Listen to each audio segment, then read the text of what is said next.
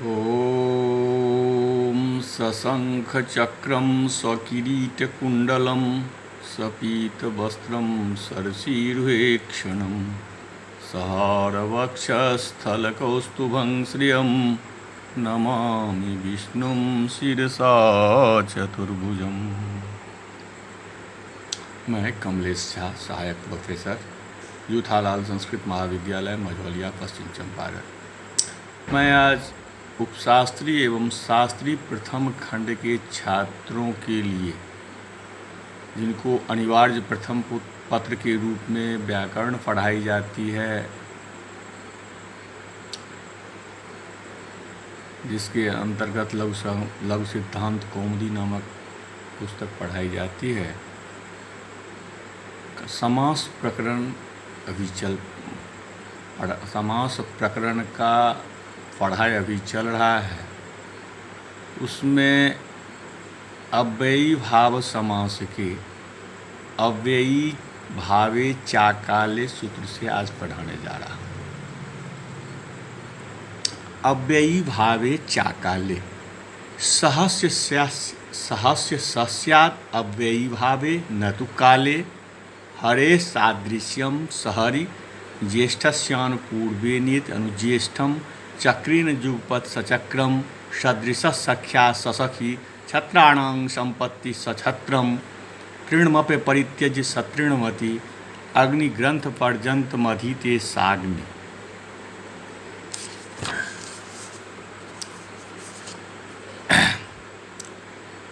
प्रस्तुत सूत्र अव्ययी भावे चाकाले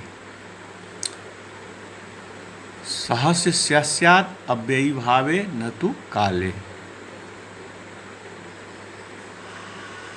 अव्ययी भावे चाकाले अव्ययी भावे सप्तम्यन्तं च अव्ययपदम अकाले सप्तम्यन्तं त्रिपदम इदम सूत्रम। इस सूत्र में सहस्य सह संज्ञायाम से सहस्य सह की अनुवृत्ति आती है यदि काल का वाचक शब्द उत्तर पद में न हो। यदि काल का वाचक शब्द उत्तर पद में न हो तो अव्ययी भाव समास में सह के स्थान पर स आदेश होता है। यदि काल का वाचक शब्द उत्तर पद में न हो तो अव्ययी भाव समास में सह के स्थान पर स आदेश होता है। उदाहरण सहरि, हरे सादृश्यम सहरि, इसका विग्रह होता है हरे सादृश्यम सहरि। हरे सादृश्यम यह लौकिक विग्रह और हरिङस सह यह अलौकिक विग्रह है। यथा के सदृश अर्थ में विद्यमान सह के साथ हरिङस का अव्ययम विभक्ति समीप समृद्धि व्यध्यर्था भावात्या संप्रति शब्द प्रादुर्भाव पश्चात यथानुपूर्व जोगपद्य साकल्यांत जोगपद्य सादृश्य संपत्ति साकल्यांत वचनेषु से समास हो गया। समास करने के बाद हरिङस सह, हरि जोड़ ङस जोड़ सह इस समुदाय की कृतधित समासाश्च सूत्र से प्रातिपदिक संज्ञा हो गई। ङस का सुपो धातु प्रातिपदिकयों से लुक हुआ, हरि सह बना। अब प्रथमा निर्दिष्ट सह की प्रथमा निर्दिष्टम समास उपसर्जनम से उपसर्जन संज्ञा हो गई। उपसर्जनम पूर्वम से उपसर्जन संज्ञक सह का पूर्व प्रयोग हुआ, अर्थात पर में था पूर्व में आ गया, हुआ सह जोड़ हरि बना। अब अव्ययी भावे चाकाले सूत्र से सह के स्थान पर स आदेश हुआ। सहरि को प्रातिपदिक मानकर सुविभक्ति है और उसका अव्ययादाप सुपस से सु का लुक हो गया, सहरि रूप सिद्ध हो गया। दूसरा उदाहरण है अनुज्येष्ठम। अनुज्येष्ठ का अर्थ होता है ज्येष्ठ के क्रम से। तो ज्येष्ठस्य अनुपूर्वेनेति अनुज्येष्ठम, ज्येष्ठस्य अनुपूर्वेन यह लौकिक विग्रह और ज्येष्ठ ngस योर अणु अलौकिक विग्रह में अनुपूर्व अर्थ में विद्यमान अणु के साथ ज्येष्ठ जोड़ ngस का अव्ययम विभक्ति समीप समृद्ध व्यध्यर्था भावात्या संप्रति शब्द प्रादुर्भाव यथा पश्चात यथानुपूर्व जोगपद्य सादृश्य संपत्ति साकल्यान्त वचनेषु से समास हो गया। समास करने के बाद ज्येष्ठ जोड़ ngस जोड़ अनु इस समुदाय की कृतसदित समासाश्च से प्रातिपदिक संज्ञा हो गई। ngस का सुपो धातु प्रातिपदिकयों से लुक हुआ, ज्येष्ठ अनु बना। अब प्रथमा निर्दिष्ट अणु को प्रथमा निर्दिष्टम समास उपसर्जनम सूत्र से उपसर्जन संज्ञा हो गई।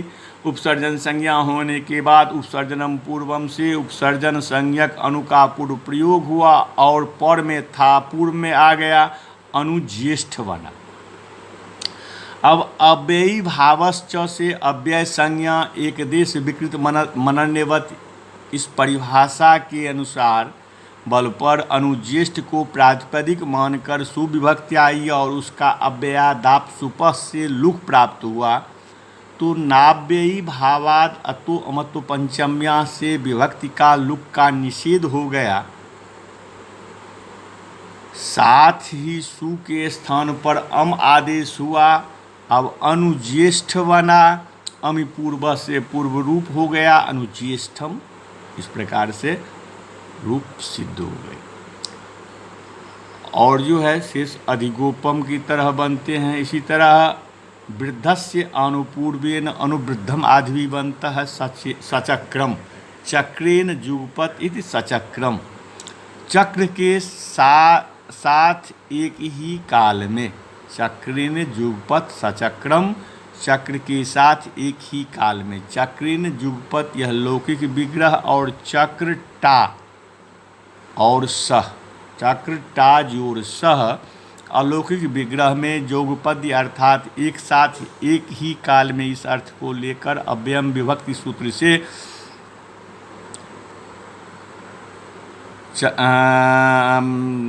अव्ययीभाव संज्ञा हुई। चक्र टा सह में समास हो गया। समास करने के बाद चक्र जोड़ टा जोड़ सह इस समुदाय को कृतधित समासाश्च से प्रातिपदिक संज्ञा हो गई। टाका सुपो धातु प्रातिपदिकयों से लुक हुआ, चक्र सह बना। प्रथमा निर्दिष्टम समास उपसर्जनम से उपसर्जन संज्ञा हो गई और उपसर्जनम पूर्वम से उपसर्जन संज्ञक सह का पूर्व प्रयोग हुआ। तो अब सह चक्रम अर्थात सह शब्द जो पूर्व प्रयोग था उसका पर में था वह पूर्व में आ गया। अब सह जोड़ चक्र बना। अव्ययी भावे चाकाले से सह के स्थान पर स आदेश हुआ, अब सचक्र बना। अब एक देश विकृत मनन्यवत इस परिभाषा से प्रातिपदिक मानकर सुविभक्ति आई। अव्यय संज्ञक होने के कारण अव्ययादाप सुपः से सु का लुक प्राप्त हुआ। तो नाव्ययी भावाद अतो अमतो पंचम्या से विभक्ति को लुक का निषेध तो हो ही गया, साथ ही सु के स्थान पर अम आदेश भी हुआ। सचक्र जोड़ अम बना, अमि पूर्व से पूर्व रूप हुआ, सचक्रम ऐसे रूप सिद्ध हो गए। शेष अधिगोप की तरह।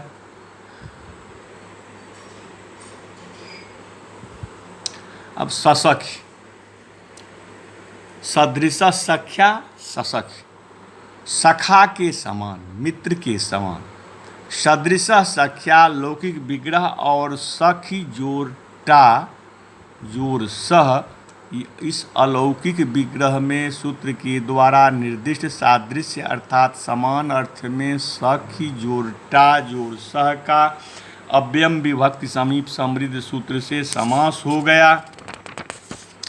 समास होने के बाद सखी जोड़ टा जोड़ सह इस समुदाय की कृतद्धित समासाश्च से प्रातिपदिक संज्ञा हो गई। टा का सुपो धातु प्रातिपदिकयों से लुक हुआ, सखी जोर सह बना।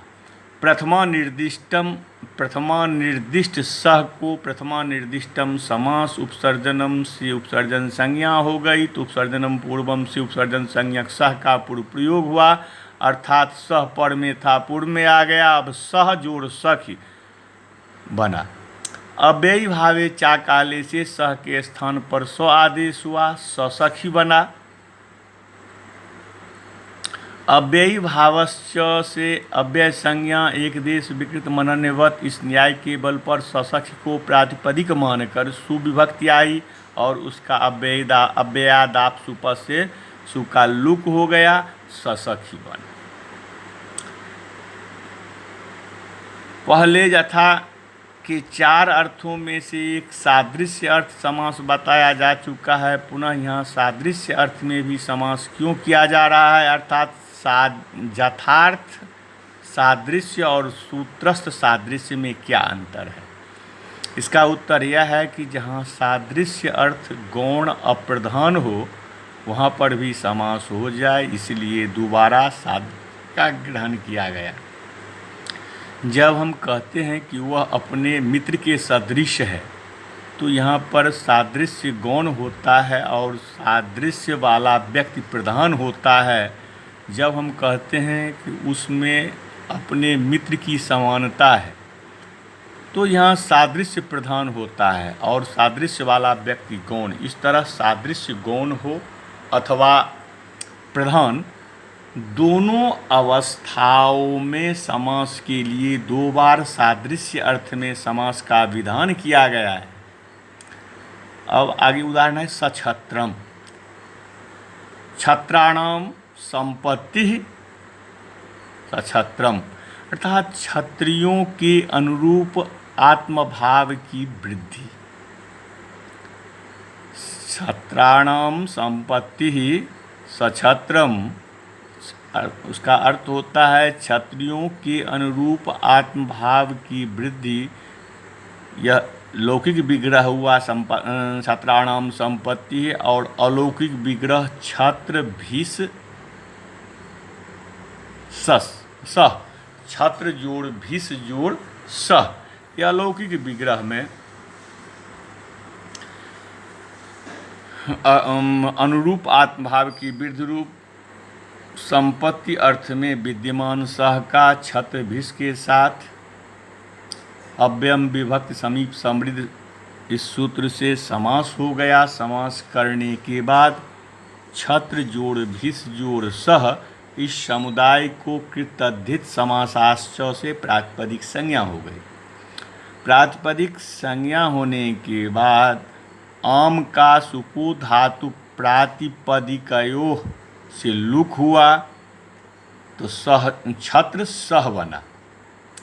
अब प्रथमा निर्दिष्ट सह की प्रथमा निर्दिष्टम समास उपसर्जनम से उपसर्जन संज्ञा हो गई और उपसर्जनम पूर्वम से पूर्व प्रयोग हो गया। तो अब सह छत्र सपूर्व में आ गया, तो अब सह छत्र बना। अव्ययी भावे चाकाले से सह के स्थान पर स आदेश हुआ, तो अब स जोड़ छत्र बना। अव्ययी भावश्च से अव्यय संज्ञा और एक देश विकृत मनन्यवत परिभाषा या न्याय से प्रातिपदिक मानकर सुविभक्ति आई और उसका अव्ययादाप सुप से लुक प्राप्त हुआ। तो अव्ययी भावाद अतो अमत्तु पंचम्या से विभक्ति के लुक का निषेध तो हो ही गया, साथ ही सु के स्थान पर अम आदेश भी हुआ। अब सछत्र जोड़ अम बना, अमी पूर्व से पूर्व रूप हुआ, सछत्रम बना। इस प्रकार से सछत्रम रूप की सिद्धि। अब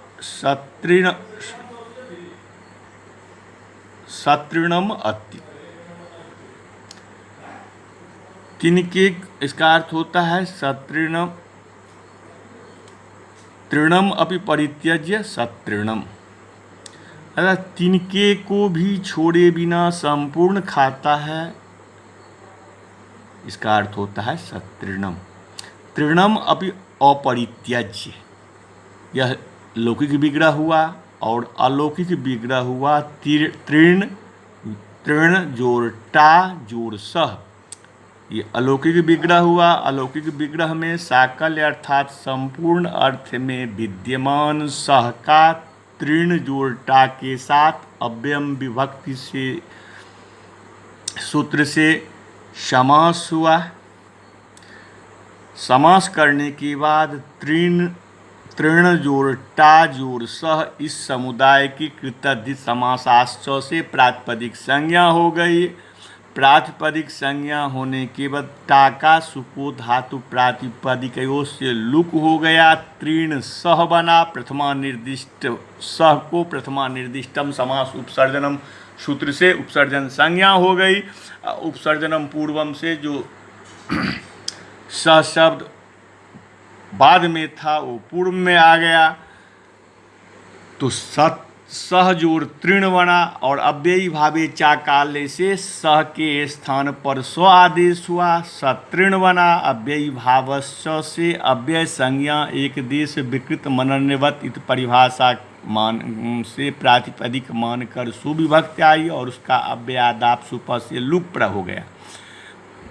लुक होने के बाद नाव्ययी भावाद अतो अमतो पंचम्या से विभक्ति के लुक का निषेध तो हो ही गया, साथ ही सु के स्थान पर अम आदेश भी हुआ, तो सतृण जोड़ अम बना। अब अमि पूर्व से पूर्व रूप हुआ, सतृणम बना। इस प्रकार से सतृणम रूप सिद्ध हो गया। अब अगला है साग्नि। अग्नि ग्रंथ पर्यंत मधीते साग्नि, अधीते अग्नि ग्रंथ की समाप्ति तक पढ़ता है। इसका अग्नि ग्रंथ पर्यंत मधीते, ये जो विग्रह है लौकिक विग्रह, उसका अर्थ होता है अग्नि ग्रंथ की समाप्ति तक पढ़ता है। अब अग्नि ग्रंथ पर्यंतम, यह इस लौकिक विग्रह और अग्नि जोड़ टा जोड़ सह इस अलौकिक विग्रह में अंत अर्थात यहाँ तक इस अर्थ में विद्यमान सह का अग्निटा के साथ अव्ययम विभक्ति से समास हो गया। समास होने के बाद अग्नि जोड़ टा जोड़ सह बना। इस अग्नि सह और टा इस समुदाय को कृतधित समासाश्च से प्रातिपदिक संज्ञा हो गई। प्रातिपदिक होने के बाद तृतीया में टा विभक्ति आई। टा का सुपो धातु प्रातिपदिकयों से लुक हुआ, अग्नि सह बना। प्रथमा निर्दिष्ट सह की उपसर्जनम प्रथमा निर्दिष्टम समास उपसर्जनम से उपसर्जन संज्ञा हो गई, तो और उपसर्जनम पूर्वम से सह का पूर्व प्रयोग हो, अर्थात पर में था पूर्व में आ गया, तो अब सह अग्नि बना। अव्ययी भावे चाकाले से सह के स्थान पर स आदेश हुआ, स जोड़ अग्नि बना, सवर्ण दीर्घ हुआ, साग्नि बना। अब अव्ययी भावश्च से अव्यय संज्ञा एक देश विकृत मनन्यवत इस न्याय के बल पर साग्नि को प्रातिपदिक मानकर सुविभक्ति आई और उसका अव्ययादाप सुपद से लुक हो गया। इस प्रकार से साग्नि रूप सिद्ध हो गया। अब अगला सूत्र है नदीभिश्च। नदीभिः सह संख्या समस्यते। नदीभिस्तृतीयान्तम च अव्यय पदम नदीभिश्च नदीभिः तृतीयान्तम च अव्यय पदम द्विपदम सूत्रम। संख्या वंश्येन से संख्या की अनुवृत्ति आती है और सुप सहसुपा प्राकडारात समासः अव्ययी भावः इन पदों का अधिकार आ ही रहा है। अब यहाँ वार्तिक है समाहारे चाय मिश्यते। यह वार्तिक है, यह समाहार, यह समास समाहार अर्थ में ही इष्ट है। समाहारे चाय मिश्यते, इसका अर्थ होता है यह समास समाहार अर्थ में ही इष्ट है।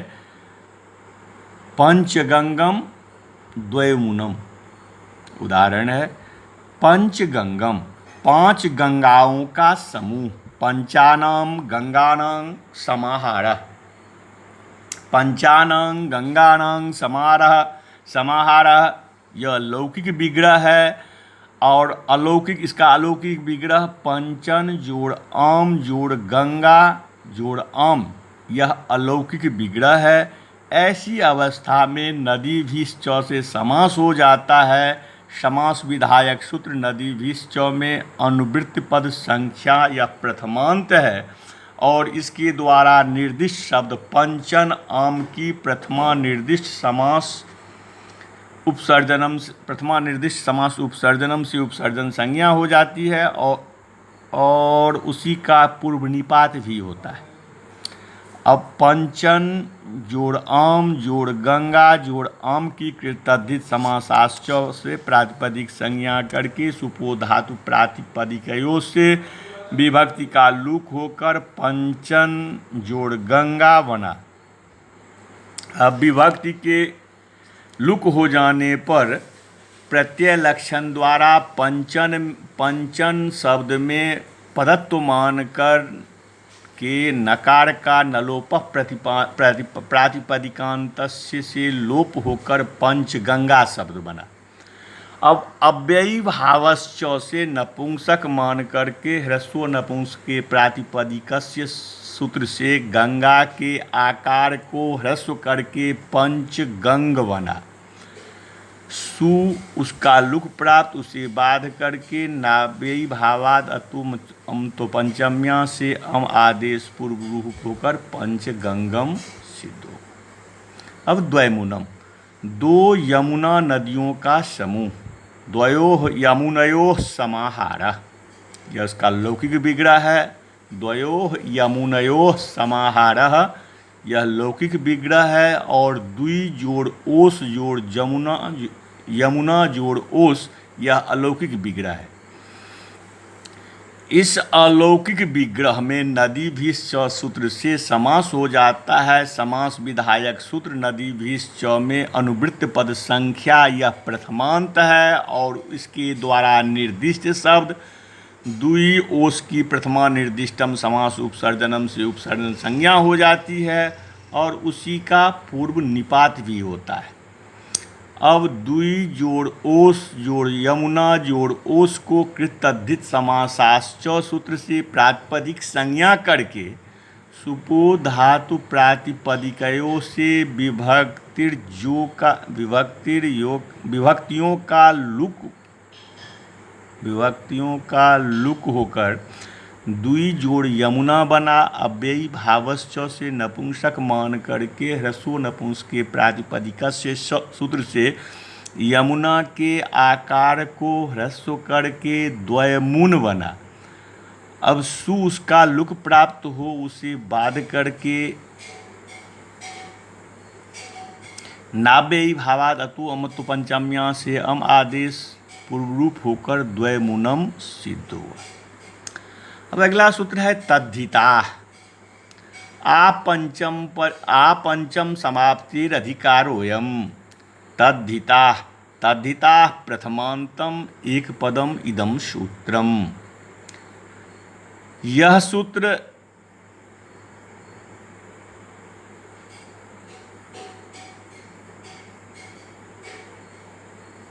चार 1:76 से लेकर 5वें अध्याय की समाप्ति तक तद्धित संज्ञा का अधिकार करता है।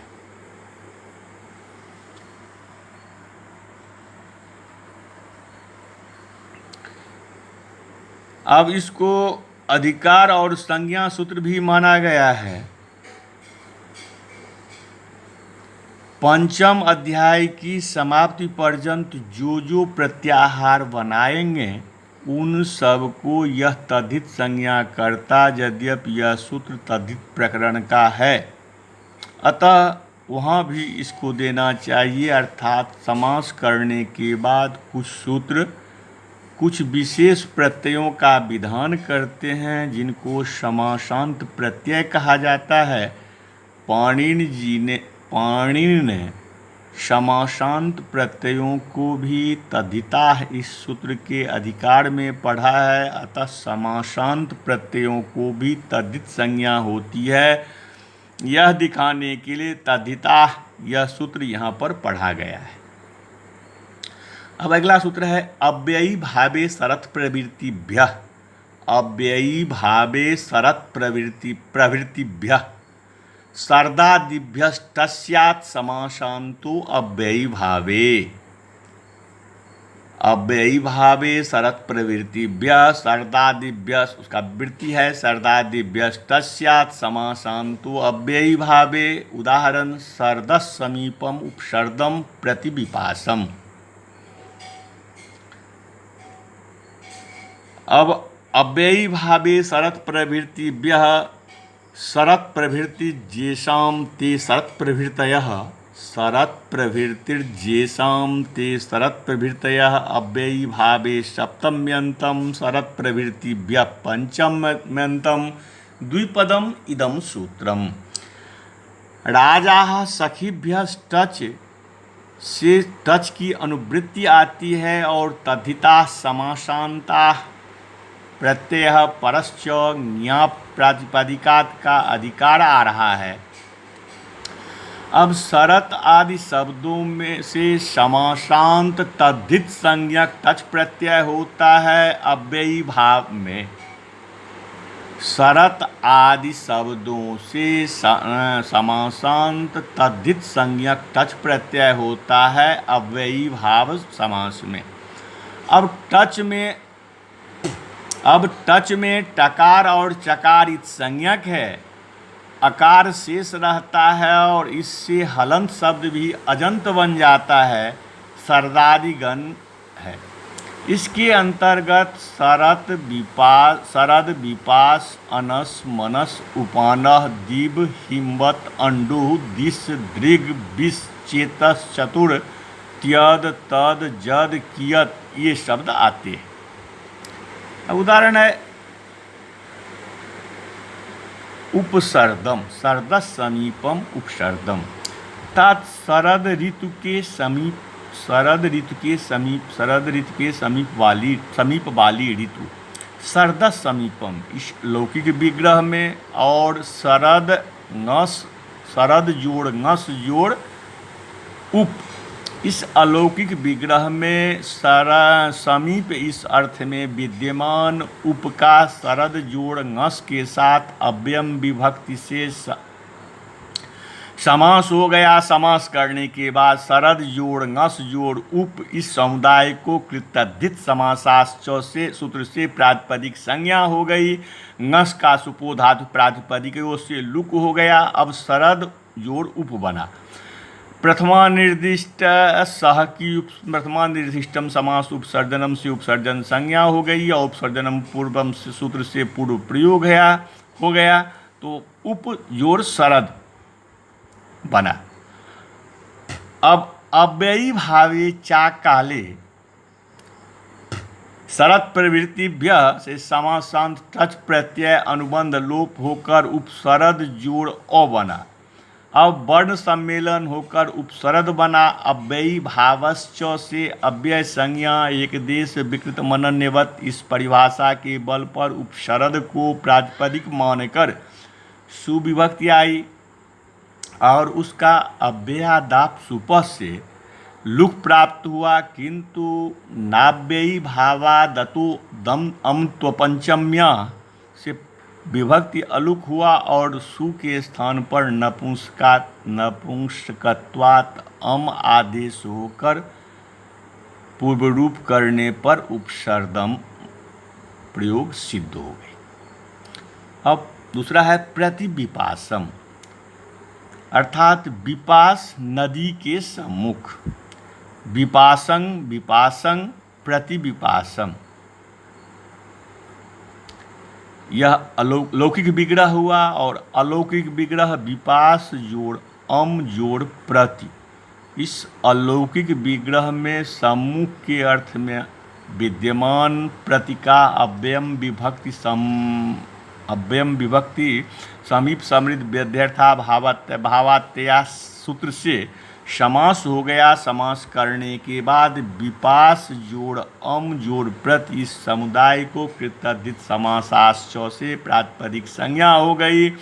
प्रातिपदिक संज्ञा होने के बाद अम को सुपो धातु प्रातिपदिक की ओर से लुक हो गया, विपास जोड़ प्रति बना। अब प्रथमा निर्दिष्टम समास उपसर्जनम से उपसर्जन संज्ञा हो गई। उपसर्जनम पूर्वम से पूर्व प्रयोग हुआ, तो अब पूर्व में था प्रति, विपास जोड़ प्रति था, वो पूर्व में आ गया तो प्रति विपास बना।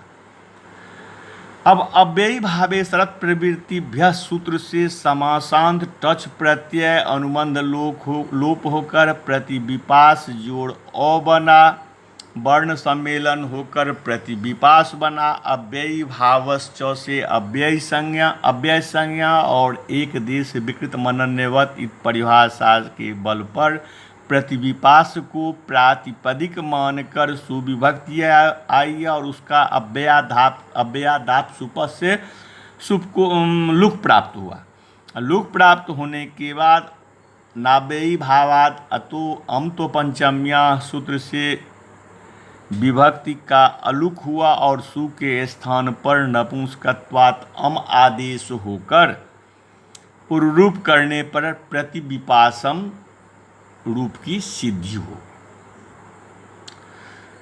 अब जराया जरश्च उपजरसम इत्यादि, यह गणसूत्र शरत प्रवृत्ति में पठित है।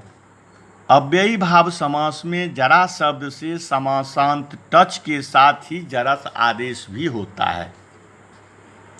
अब उदाहरण है उपजरसम, बुढ़ापे के निकट, जराया समीपम, यह लौकिक विग्रह हुआ और जरा जोड़ अंश जोड़ उप, यह अलौकिक विग्रह है।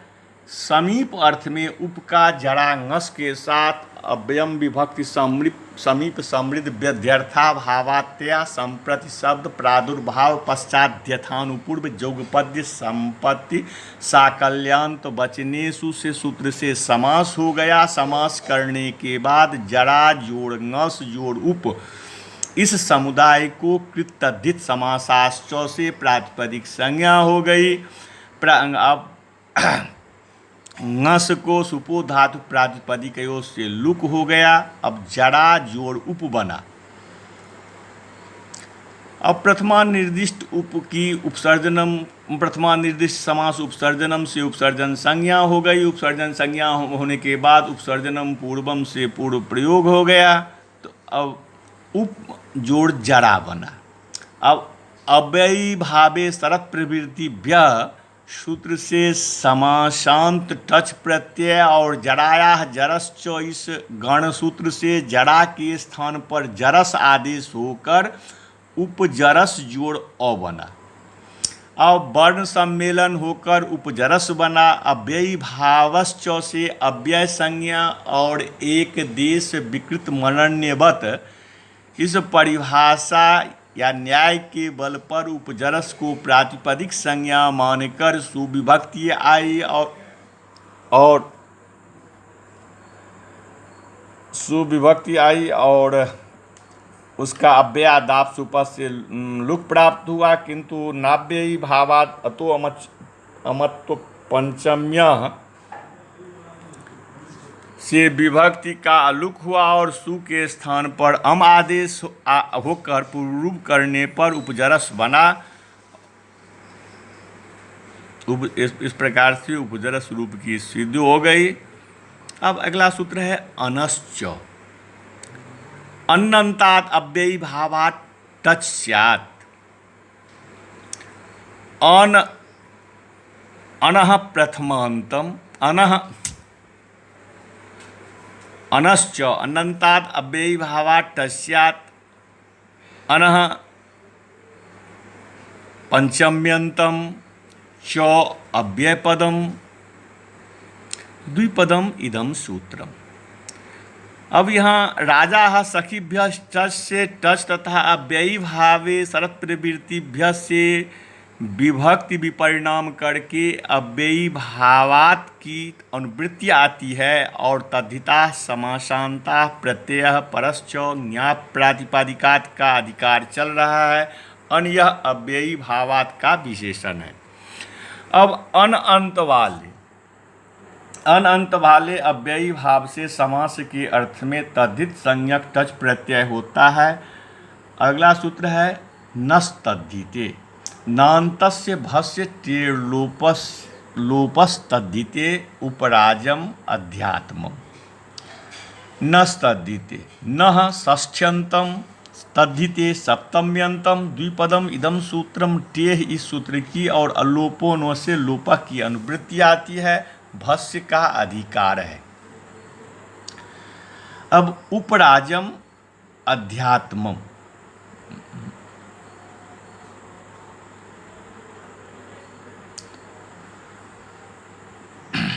तद्धित परे होने पर नकारांत शब्द के भसंज्ञक टी का लोप होता है। नस तद्धिते नान्तस्य भस्य टेर्लोपस तद्धिते उपराजम अध्यात्मम। तद्धित परे होने पर नकारांत शब्द के भसंज्ञक टी का लोप होता है। उदाहरण उपराजम अध्यात्मम। उपराजम मतलब राजा के समीप। उपराजम का अर्थ होता है राजा के समीप। अब राज्ञ समीपम यह हुआ लौकिक विग्रह। और राजन ngस जोड़ उप, राजन जोड़ ngस जोड़ उप, यह अलौकिक विग्रह में समीप इस अर्थ में विद्यमान उप का राजन ngस के साथ अव्ययम विभक्ति समीप समृद्ध सूत्र से समास हो गया। समास करने के बाद राजन जोड़ ngस जोड़ उप इस समुदाय को कृत तद्धित समासाश्च से प्रातिपदिक संज्ञा हो गई। प्रातिपदिक संज्ञा होने के बाद ngस का सुपो धातु प्रातिपदिकयों से लुप्त हुआ। अब राजन जोड़ उप बना। अब प्रथमा निर्दिष्ट उप को प्रथमा निर्दिष्टम समास उपसर्जनम से उपसर्जन संज्ञा हो गई। उपसर्जन संज्ञा होने के बाद उपसर्जनम पूर्वम से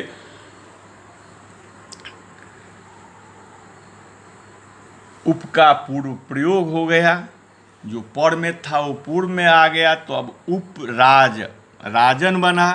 अब अनश्च से समासांत टच प्रत्यय अनुबंध लोप होकर उपराजन जोड़ अ बना। अ के परे होने पर उपराज को यच भम से भसंज्ञा हुई और उपराजन में विद्यमान टी अन का नस तद्धिते से लोप हो गया। अब उपराज जोड़ अ बना, वर्ण सम्मेलन होकर उपराज बना। अब अव्ययी भावश्च सूत्र से अव्यय संज्ञा एक देश विकृत मनन्यवत न्याय या परिभाषा के बल पर उपराज को प्रातिपदिक मानकर सुविभक्ति आई और उसका अव्ययादाप सुपह सूत्र से लुक प्राप्त हुआ। किंतु नाव्ययी भावात अतो अमतो पंचम्या से विभक्ति का अलुक हुआ और सु के स्थान पर अम आदेश होकर पूर्व रूप करने पर उपराजम बना। अब अध्यात्म मतलब आत्मा में, आत्मा के विषय में, आत्मनि लौकिक विग्रह और आत्मन जोड़ नी जोड़ अधि अलौकिक विग्रह में विभक्ति का इस अर्थ में विद्यमान उप का आत्मन जोड़ नी के साथ अव्ययम विभक्ति सूत्र से समास हो गया। समास करने के बाद आत्मन जोड़ नी जोड़ अधि इस समुदाय की कृत तद्धित समासाश्च से प्रातिपदिक संज्ञा हो गई। नी का सुपो धातु प्रातिपदिकयों से लुक हुआ, आत्मन अधि बना। अब प्रथमा निर्दिष्ट अधि को प्रथमा निर्दिष्टम समास उपसर्जनम से उपसर्जन संज्ञा हो गई और उपसर्जनम पूर्वम से पूर्व प्रयोग हो गया, तो अधि जोड़ आत्मन बना। अब अधि आत्मन को इको जनय से यण होकर अध्यात्मन बना।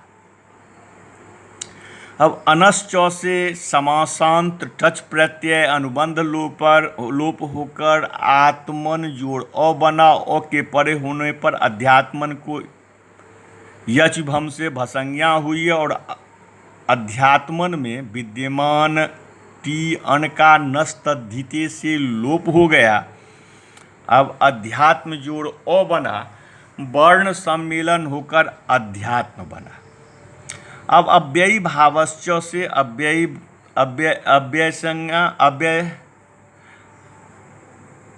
संज्ञा और एक देश विकृत मनन्यवत इस परिभाषा से या परिभाषा के बल पर अध्यात्म को प्रातिपदिक मानकर सुविभक्ति आए और उसका अव्ययादाप से लुक प्राप्त हुआ। किंतु नाव्ययी भावाद अतो अमत्व पंचम्य से विभक्ति का अलुक हुआ और सु के स्थान पर अम आदेश होकर पूर्वरूप करके अध्यात्मम बना।